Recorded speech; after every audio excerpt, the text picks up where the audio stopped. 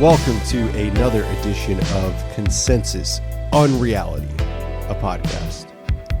This is going to be a public episode. If you've been following our public feeds on Spotify, YouTube, and Apple and elsewhere, and noticing that our episodes aren't every week, that's because you've been missing out. Check out patreon.com/consensusunreality for regular episodes, our full episode archive, written content, our printed journal of shells, all for $5 a month. That's not exactly true because you got to pay 10 to get the printed journal of shells, which is also worth it. And we are wrapping up our 7th volume of that.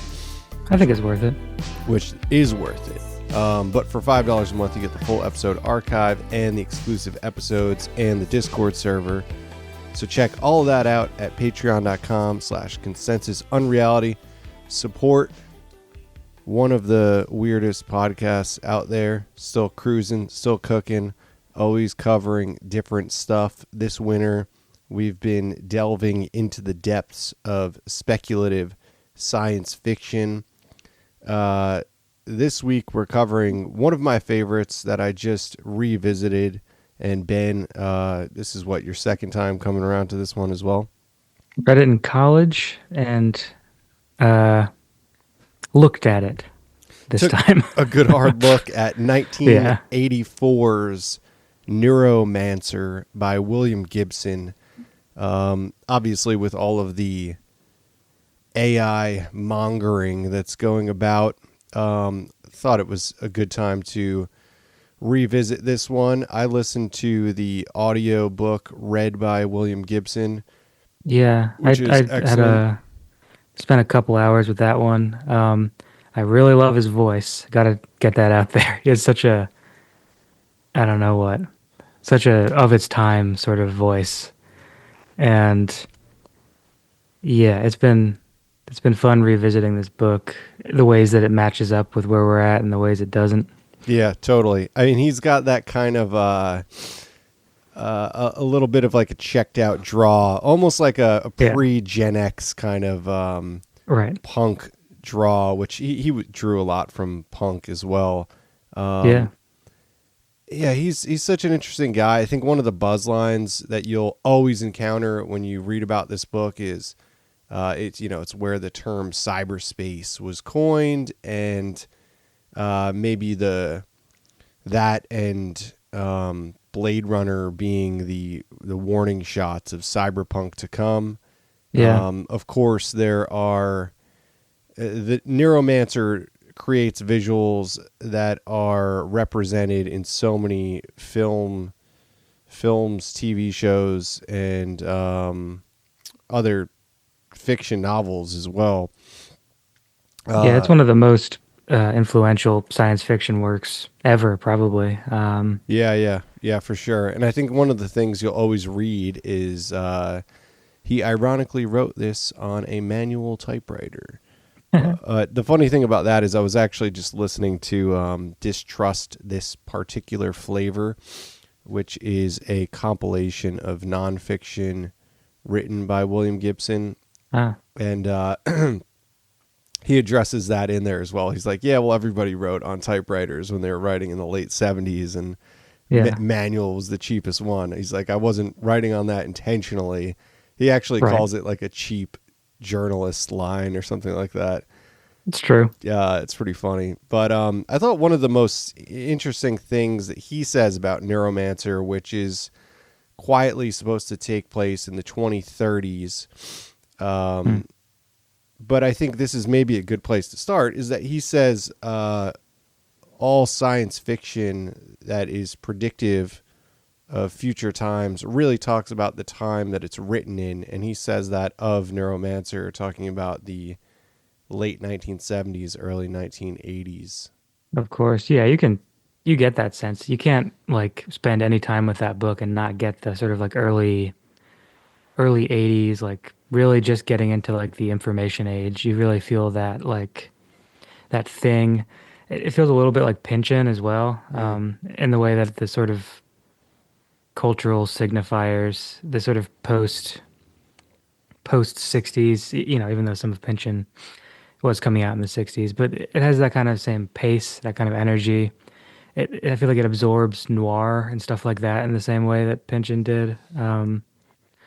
Yeah, so it has this sort of tone that feels very of its time, while Gritty, hard also, boiled. yeah, very hard boiled. And yeah, the way it talks about technology is really interesting. And obviously, it's science fictional. Like, he does a lot of coining, he does a lot of, I don't know if you could call it predicting, but he's kind of working with what all science fiction writers work with, which is like projecting from the moment and into the future based on certain trends. Um, and so it's full of that kind of stuff. And his style as a writer is so unique. So it kind of drives the book in a weird way where, a lot of science fiction is more, what would you call it? Like meat and potatoes kind of language. Gibson feels much more, I guess, like the Pynchon conversation happens again in that where he's he's using language in a very sort of pyrotechnic way sometimes. Not to the same extent as those like postmodernists like Pynchon, but I feel like yeah, that's a big part of what makes the book feel the way it does. Yeah, It wouldn't be the same if it was just like a relay of straight facts about like an AI. yeah, and it's not that at all. Arguably, his biggest inspiration is William Burroughs, which I think Yeah. tracks very well. You have that uh, multi-dimensional detective aspect and the kind of fractured narrative that a lot of people criticize being a little too hard to follow in Neuromancer. I don't agree with that. I think it perfectly is visionary of something that didn't exist yet in William Gibson's time, but sort Yeah. of imagining the flow of a hybrid physicality, a cyborgian reality. And I think that the book translates that message very well, where there's almost too much of a physical aspect, because it's ironic, talking about how science fiction is about the time that it's written in. I think it comments well on the way that we trade autonomy for stimulation. And that is something that is certainly indicative of the 1980s. We see that financial boom and the rise of cocaine and excess culture and all of that stuff. So that you could certainly extract that from there. But I think in terms of the way that it matches up with our pace to arrive at the time of Neuromancer, there's still a separation between the physical and the virtual, which to me, the reality that we exist in feels more akin to some of the strange simulation stuff that we've talked about that exists in Philip K. Dick novels, is where Yeah. Neuromancer is kind of this one-to-one relationship between the physical and the virtual being tethered together in this inescapable way. Yeah. Like the idea of cyberspace itself. I don't know. It gets me thinking back to when we talked about serial experiments Lane a couple weeks ago. And I feel like in some ways it's not so different from that. And I'm sure it was a big influence on that show. Obviously that show, if you're unfamiliar, an anime about something called The Wired, where what does he call it in Neuromancer? Does he just call it cyberspace? Well, there's the Matrix. The Matrix, that's right. Yeah, Yeah. It obviously. feels similar. There are these kinds of in the show, it's a very almost mystical kind of thing and has those dimensions like very plainly in the narrative. And I don't really see that quite as much in Neuromancer, although you can see that pretty, you can still see it. Yeah, I don't know. It's ironic because we equate cyberspace with the early internet of the 1990s because they Right. took the term from Neuromancer. But the term Yeah. cyberspace in Neuromancer is like a physical space that you can actually move through, which is Yeah. um, is kind of played out in the film adaptation of Johnny Mnemonic in a very rudimentary way. You can certainly see elements of it in Hackers when they move through the virtual city of data. That almost seems literally ripped from a sequence in Neuromancer where he mentions these blue towers of glowing Yeah. data. Um, It's kind of funny how in the book it's the line between metaphor and like representation are not always super clear.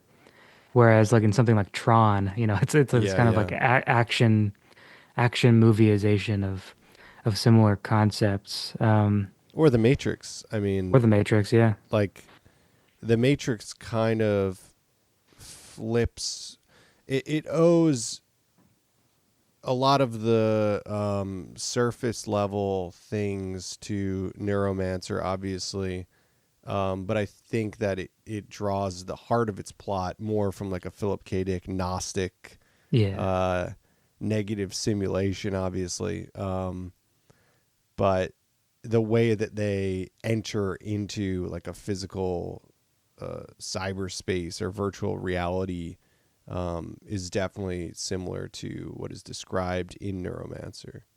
Yeah. And the political situation in Neuromancer is pretty interesting too. The I would say sort of that, corporate, like that's one of the most prescient, I think, parts of the book is what were we just talking about where that was sort of the same thing. like everything, it's Like in, Ubik, maybe? yeah, it's in a ton Yeah. of the Philip K. Dick stuff. It's Yeah. also satirized very well in Snow Crash by Neil Stevenson. Right. Um, but yeah, I think a lot of that spec fiction um, could see the writing on the wall that corporations would be more powerful than countries. And I think that part certainly rings true as to where we're at right now. If we look at some of the Yeah. corporations in the United States, they have far greater power than a lot of nations. Yes. And I don't know how long that's been true, but I mean, has it been true since like you know, merchant routes in like the late 19th century, or is it just a sort of post-information age type thing, or a post-war military industrial thing? Well, there was that plot to assassinate FDR, right? By J.P. Morgan and a Yeah. few other of the, was it the robber barons? They hated him, yeah. Yeah. Wonder why. Um, yeah, Neuromancer. I mean, the elephant in the room, of course, is the how he represents the AIs, I think, in Neuromancer in a very interesting way. And I feel like so much of the paranoia about like super intelligent AI sort of leaving humanity behind kind of comes out of Neuromancer, maybe.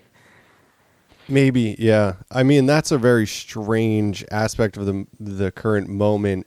I would say the one thing to push back on that is that even in Neuromancer, corporations put kill switches on artificial intelligence, and I think Right. what we're doing right now, we're putting the cart before the horse, and we're experimenting with things that we admittedly don't have a grasp on and don't have um, that eject button in place as it seems. And I think there's a lot Maybe. of the weird.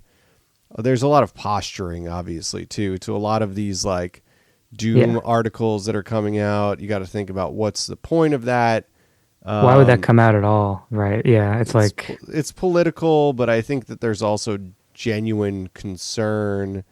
Um, yeah, we should have we should have my cousin back on and yeah, let's get see his what he's cousin thinking. on. Yeah. For those who don't know, we Cousin did an computer. episode. When was it? Like 4 years ago, we did an episode, Yeah. and he worked. I think he still works in the sort of AI field. That would be interesting. And then, of course, this whole conversation at this point may be artificial intelligence. Didn't we make a joke recently that he's just like he's now disembodied on a motherboard or something? I don't know. Maybe you did. That's my family, man. Um, yeah. So the two big AIs in the book are what Wintermute and Neuromancer. Yeah, Wintermute and Neuromancer, and this essentially this agent struggling through being past his prime and addiction and all this wear and tear and all this stuff is taking these dicier and dicier gigs. Yeah. He gets contracted to break into one of these corporate like complexes and hack out basically free the artificial intelligence from the things that bind it. One thing that I noticed too that I really do like, the AIs in Neuromancer always mention that we've talked for so long about knowing the name of a demon before you conjure it, and making that comparison. So there is like Yeah. this occult awareness. I think that's something that's come into vogue lately. I think something that we were kind of early in on talking about, like the similarities between Enochian magic of Right. John Dee and coding and conjuration, all of that stuff. Yeah. Yeah, at this point, it's almost become like a cliche, but it's kind of interesting that it does trace back to Neuromancer. Yeah, Like yeah, so much of this subculture, and like a anthropological study of how like the early Silicon Valley stuff became what it is now, and what works of fiction maybe sort of pushed it in certain directions would be.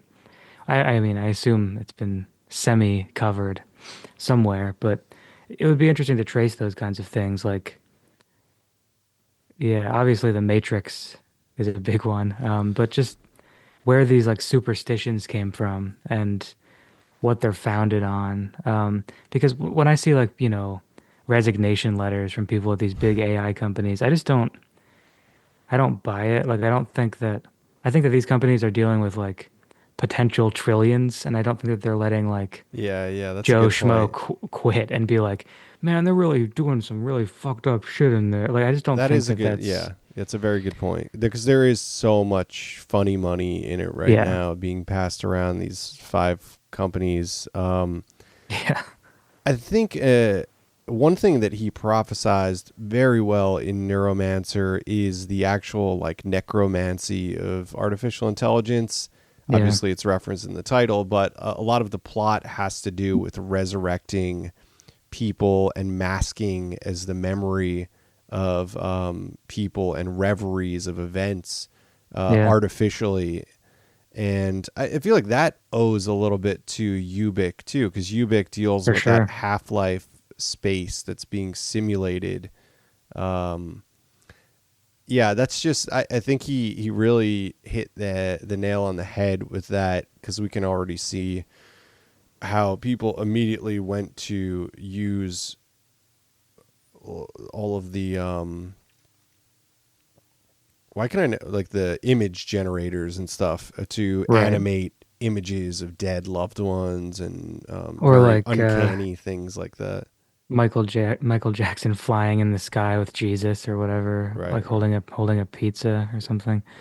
Right. Um, yeah, and I mean, I don't know. Yeah, the popular use of AI and how that contrasts with or diverges from the actual use of it. I mean, I feel like it's probably similar to the internet or something, which, popular use being like, well, it's all about free information and communication and sharing It's all about knowledge. infomaxing. And it just didn't, and for like a little while it did that until like the actual other shoe came down and, Yeah, yeah. and its actual original purpose of mass surveillance and, narrative control is really kind of fully blossomed at this point. Who said information wants to be free? Whose quote is that? I don't know. That's one of those guys. It's like one of those big human potential computer guys. Yeah. Maybe, maybe I'll look it up. So we, um, It's cool too. I know that I don't doubt at all, without actually knowing, that William Gibson was familiar with John C. Lilly's work and probably the solid state intelligence stuff that we talked about in a recent episode. Because, not to spoil the end of the book, but that becomes an aspect of the plot, is that artificial intelligences aren't unique to Earth, and that they've Yeah. uncovered signals that we've received that we ourselves weren't able to recognize as such, or maybe admit to ourselves, right? Because there is like the WOW, Right. SETI signal and things like that, where they've been like, well, we've received something from a distant star system and it seems artificial or constructed or whatever, but we've kind of just brushed it off. Yeah, I'd kind of forgotten about the big I'm talking to an alien AI reveal in Neuromancer, but Yeah. and that's like still something people are talking about today. It's like a very real possibility. Like maybe that's the only way we talk to extraterrestrials is like, they're sending these sorts of like android artificial intelligence beings here because they can't that's like part of the sort of ufological lore that's developed is that maybe like the gray aliens are drones, like that kind of thing. Yeah, both sides. I mean, that is odd because it's always been in the gray conversation. Yeah. Like why would they come themselves? And they could Yeah. send, this humanoid artificial probe or whatever. But also when we looked into the solid state intelligence, and I think this was in that recent AI 2030 fear thing, fear paper. I don't know what to call Yeah. these things. Speculative It's like Doom. theses, a doom thesis. Yeah. But it was basically cribbing from the solid state intelligence thing as well. That is that uh, a sentient AI will become self-replicating, and therefore it will harvest mining on the planet and then turn the planet essentially into a giant mine slash fabrication facility, and Yeah. then the entire planet sort of becomes a construct for this network, and then eventually it takes it out of the solar system and into the galaxy and far beyond that to look for others of its type. Right, the solid state intelligence. Yeah. It looks like information wants to be free is attributed to Stuart Brand of Whole Earth Catalog fame. Oh shit! Whole Earth catalog. Yeah, There's some weird stuff with that, right? I always a forget. lot of weird stuff. Well, he was part of the sort of MIT, Ooh. what's that called? The shoot. Well, it's, I'm not going to be able to get to it soon enough, but it was somebody's probably shouting it right now, or Yeah. maybe nobody is. The MIT Media Moot Lab. information Media theatrics. Lab is what I'm thinking Media Lab. of. Yeah. That was kind of the interesting, strange, perhaps nefarious, yeah, one of the many hobby horses of the paranoid uh, type. But yeah, You know what's where an were we?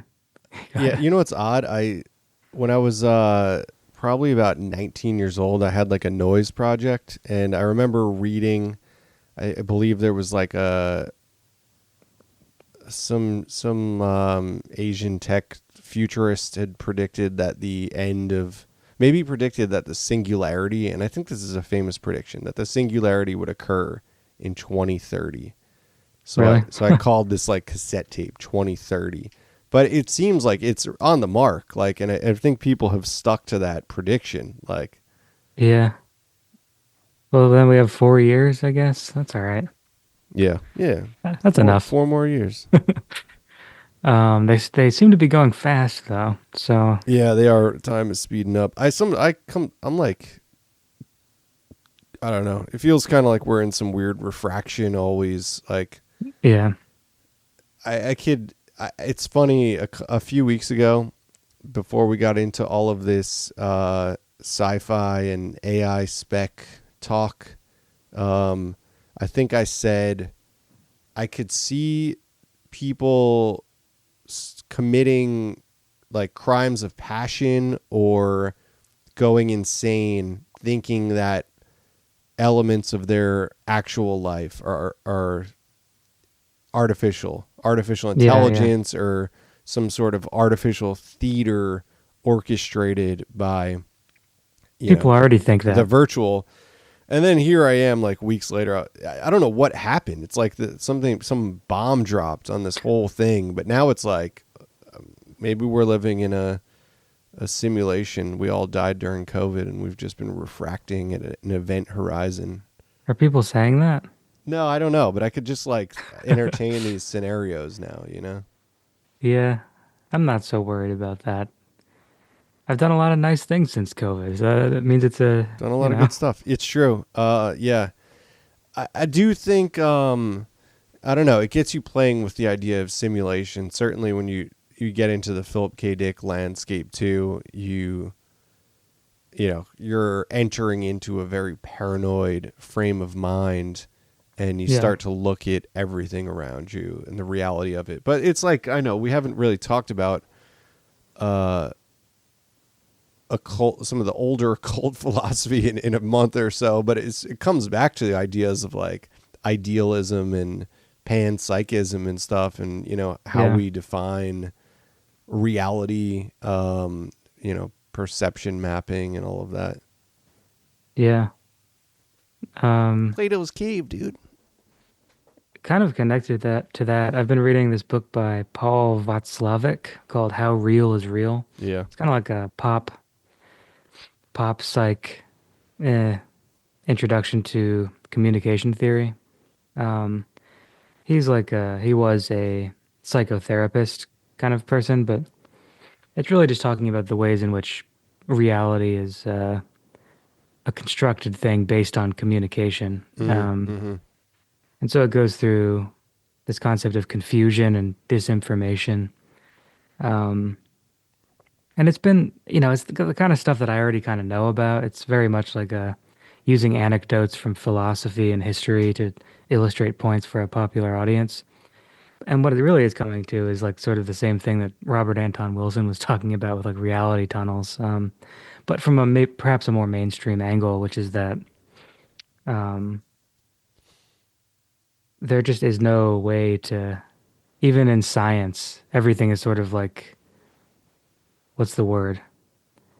Not ad hoc, but things are working for the moment. He's kind of saying like these things work given this set of circumstances that we have, and Yeah, that, that's the whole uh, quantum yeah, issue of quantum physics as well. and that like a universal reality that everyone experiences, you know, blanketly, just doesn't exist, Mm-hmm. especially for human beings, and just how alien our reality might be from somebody else's is not really communicable. And so really we're just negotiating it through our communications as our animals, as our really all like things in reality are sort of in this constant negotiation to decide how we can possibly get along, like given our different, basically incommunicable realities, how we can, and things seem to work, which is also part of it too. But so he's talking about communications theory as having bearing on, I guess, metaphysical questions in the end. Yeah, weren't we talking about some book or something recently that was like talking about how language is sort of the archonic trap of Earth? Because I mean, like, Maybe. there's the Burroughs quote, of course. That, I know we've talked Yeah. about so many things that's kind of hard to like place sometimes, but Yeah. yeah, obviously the Burroughs quote that language is a virus from space. Yeah. Um, and you could see that too, the way that obviously the progression of civilization corresponds with language.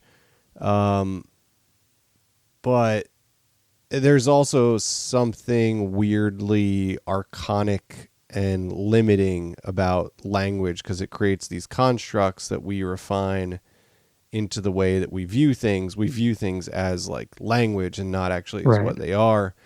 So it becomes very limited into how we're able to actually perceive what's around us.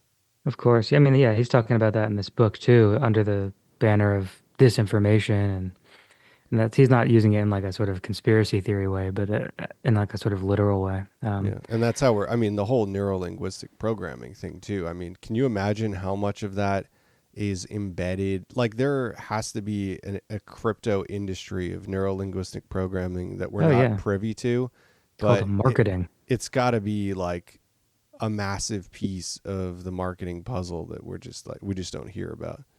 for sure. Yeah. Because with stories and reels, like the quick ads and Oh stuff, it's God, got to be all embedded neurolinguistic programming.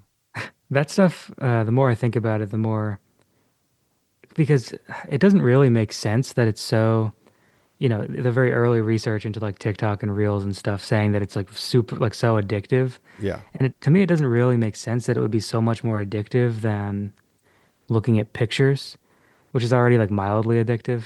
But it is, and you can tell that it is just doing it for like 5 minutes. Like, oh, this is Right. like Yeah. Yeah. hatching an egg somewhere in my brain, and I don't really know what's coming out of that egg. Yeah. Yeah. Yeah. For It has sure. something to do with the time-based style of it, and like maybe um, what would you call it? Like the physical interactive aspect of it, of like sliding up to move it further down. I don't know. It's like, you ever see that Star Trek The Next Generation episode where that like visor game becomes like a viral sensation on No. the Enterprise, and it's like all it really is, like they show it, it's just like guiding balls into tubes, and it turns them all insane. That's pretty It kind funny. of feels like that. It's spatial. Like when things are Yes, spatial, that's how it it affects like tickles a something. Yeah, primal aspect of your brain. yeah, um, yeah. It's very bizarre, and there's definitely some kind of. I feel like I talked about this recently, just like how MK Ultra, for lack of a better term, how MK Ultra this entire country is right now. It's like beyond the wildest dreams of, Gottlieb and all those people back in the 70s and Totally. Yeah, 60s. it's true. Like there's just so much control without the use of substances for the most part. Like Yeah. you don't have to like pretend to be an alien and break into somebody's house and dose them anymore. You just have to like suggest subtly over the course of a few days that maybe you have a little, split personality disorder. Yeah. Yeah. And then that person will think that they have it. Yeah. Where's Adam It's Curtis? They brutal. got him like in a box somewhere or something. They have his voice trapped in like Pandora's box. Yeah. Yeah, yeah, they're gonna make an AI Adam Curtis doc that's like Yeah. Actually, it's all good. pro algorithms. Yeah, Yeah. It's like, the but only the way out strangest thing of all was was that up. it was all good. Yeah, Yeah. Scary. hell yeah. Um, so I just don't know. I really want to get back to talking about like, let's do an episode on the streetlight interference phenomenon. Can't go back. AI symbiosis, I don't streetlight think interference. We could go there. I like the I sound of love that. that shit. Yeah. I just got a book on it by Hilary Evans, one of the great ufologists. He wrote a book called The Sly Effect, SLI, and Mm. it's just like, which is kind of funny because it's almost like what would you call it? Like a obsolete paranormal phenomenon. Because I don't think that we would have the same psychic effects on those disgusting LED streetlights that we have now. I feel like that was an incandescent phenomenon that might just be gone forever. What a shame. Yeah, we really lost something with LEDs. It I can't stand them. it still frustrates the hell out of me when somebody's driving behind me with like bright ass LEDs. Yeah, I would say so. The one interesting thing, working off what you were just saying and talking about, you know, spatial reward system mechanisms and yeah, advertising and all of that. The one thing that Neuromancer, um, that we didn't arrive at, although you can't say that people haven't tried, is the actual virtual space, right? Like that's kind of yeah. been the last horizon that hasn't we haven't been able to enter into. No, I mean, it's for once we go, we're never coming back. Um, I don't know if they can. I mean, because it seems like it would be endlessly complicated to create an actual replacement for physical reality because it just involves so much data. Like I don't think that you could replicate all the sensory inputs that it takes to be a person for a minute. I But just that's don't know not if they can. how simulations work. It's only mapping what's in front of you. That's like the whole thing in simulation theory is that the rest of the world is buffering around you No, in the no, right. I don't mean background. the whole, I Yeah. mean the whole world inside the body. Yeah. Like Yeah, yeah. the actual like sheer Right. amount of like sensory inputs from Neurons, inside the yeah. body, Right. from, you know, the slight changes in temperature at, you know, at different levels of your leg, like that kind of thing. Yeah, for It sure, just for seems sure. like too much. At least too much to be like able to replace the entire, like for somebody to like lay in bed and shit. I guess they already lay in bed and shit their pants on their phone, but like to like totally disregard their body's needs. But maybe we'll get there. I don't know. Yeah, I wonder how much you could artificially stimulate some of that in just, how much of that you could artificially stimulate in brain activity, right? Like, It would be so s- expensive. sure. Yeah, yeah, yeah. Yeah. It's just funny because like, ever since I was a kid in the 90s, you've always seen people wearing virtual reality headsets and, Right. the whole meta thing during COVID. Um, but it always falls on its face, even Yeah. I guess some of the, what do you call it? The Oculus masks got decent enough, but I wish we had like a soundboard where we could play like a sad trombone when we mention like meta or something like that. yeah, yeah. Like or like you know meta the metaverse. What do they even call it? Like The those metaverse. those ridiculous cartoon like avatars. Yeah, with no legs. That was pretty funny. Yeah. They're like we think that people want to be little Lego people. That's what we think. There's a Have you ever heard about like in Lost Future stuff? There's like open world games that have been abandoned, but they're still kind of running. So it's these Huh. abandoned virtual realities. I wonder what like the meta spaces is like now. Just Yeah. derelict office buildings and cubicles. Just like cutely like animated rats who have taken over and Yeah, cockroaches. apartments that look cheap and like they were Uh-huh. built in 36 hours, even Yeah. though they're fake. Uh, That's yeah, that stuff, it's kind of like the failed offspring of what Gibson was talking about. Because you can see it reaching towards what he was sort of, you know, projecting in his book, if he was projecting. Um, I don't know. Yeah, we're still not there really, but in other ways we're way past it.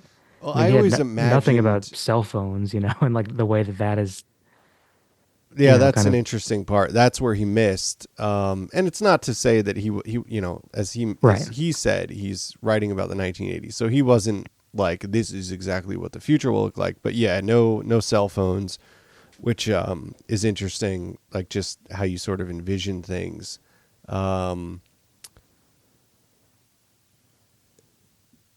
I just lost my train of think my thought there.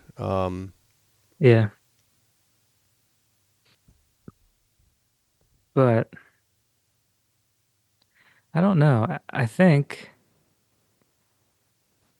I mean, what do we lose in a future that doesn't have the cell phones?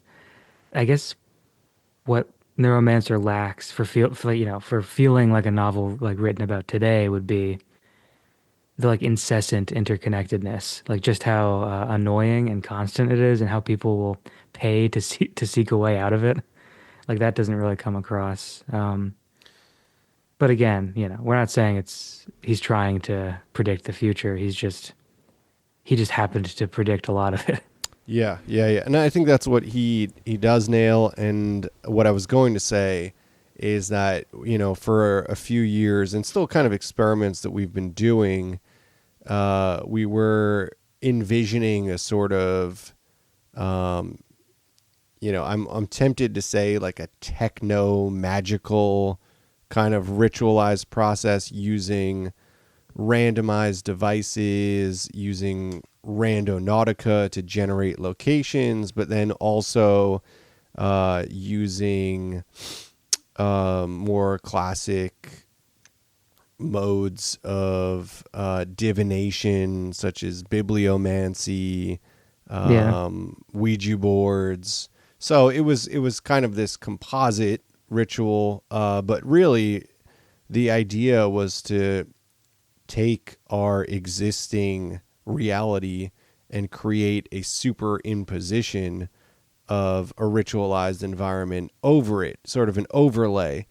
And I think we succeeded in doing that in sort of treacherous ways where maybe it got a little out of control, actually, and worked a little too well.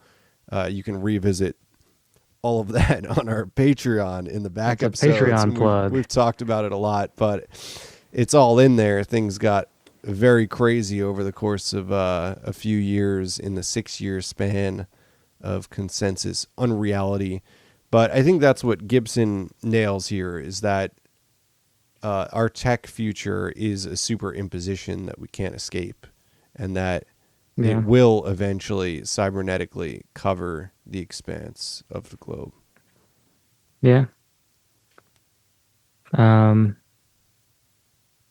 Neuromancer. Neuromancer. All right, let's jump out of the public episode right now. That's a good spot. And we could hop over to Patreon and maybe talk about some other things we've been looking at, listening to, and checking out. If you're not a patron, check out patreon.com/consensus unreality for the rest of this episode, last week's episode, and many, many exclusive episodes, which are only hosted there. If you're a patron, hang on one sec.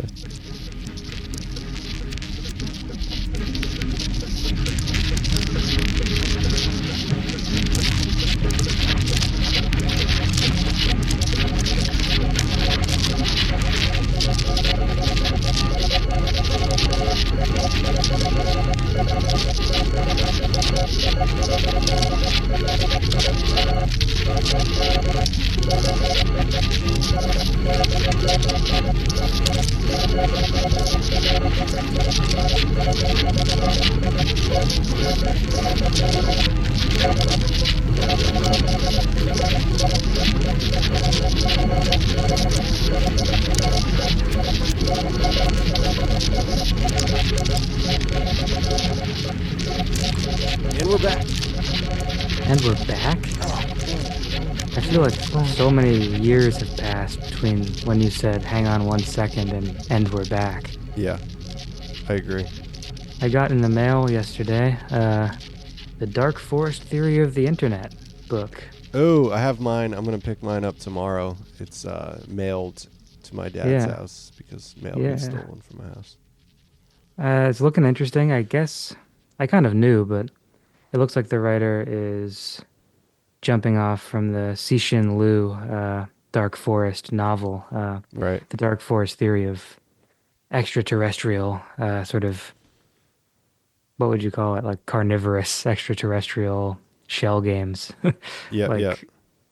so I'm looking forward to digging into this book. I think it'll be an interesting light on